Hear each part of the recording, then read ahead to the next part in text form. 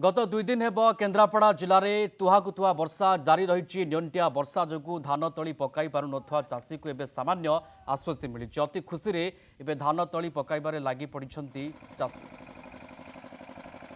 केन्द्रापड़ा जिले में गत 2 दिन हम तुआ लगाण वर्षा जारी रही चारिड़े बर्तमान जलार्णव हो उठी। बर्तमान चाष जमी पानी सबुआड़े प्राय पानी जमा रही। बर्तमान सबुठ बेसी खुशी होती चाषी कूल भाव चाषी कूल चातक परी अपेक्षा कर रही केमती वर्षाटी हम। वर्षा हेल्ले मुझे तली घरा प्रस्तुत करी और तली पके नहीं मुख्य क्षेत्र में रोईबी।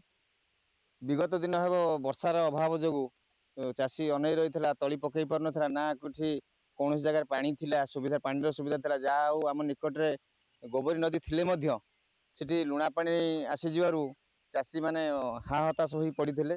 बर्तमान यही लगाण वर्षा लघुचाप जनित तुआ वर्षा हेबारु चाषी मैंने निज तलीघर प्रस्तुत कर तली पकड़ा प्रस्तुत होती। आगामी दिन तली की नहीं मुख्य क्षेत्र रे से यह भगवान करे आशीर्वाद गोटे यही लघुचाप वर्षा आमको निश्चित भाव आश्वस्ति आनी देछि। तली पकड़ा प्रस्तुत कर वर्षा हवा दोष माने तला तली पका कौन हाथ में बाड़ी बर्तमान कौन माछ कौन सब धरती बिल बुलिक ना वर्षा है पानी माछ उठुन से गोटू वर्षा होनी तला तली पड़ी पारनी यही भाया हैरान वर्षा हबार जाऊ तला तली पड़ी कह आप शुणुले जेहेतु वर्षा हो नाला जहाद्वारा लोक माने चाषी एवं लोक मैंने समस्या सम्मुखीन होते जेहेतु बर्तमान वर्षा है सामूहिक आश्वस्ति आनी देती। बर्तमान देखो पूरा बर्तमान जुआ देखिए सबुआड़े जलार्णव हो उठी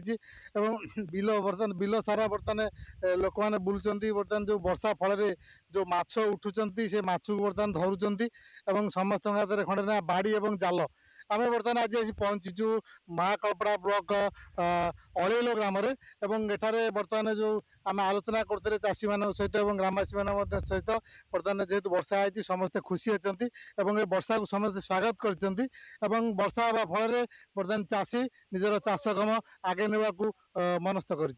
महाकालपड़ा ब्लॉक अड़ेल ग्राम प्रदीप साई कनक न्यूज।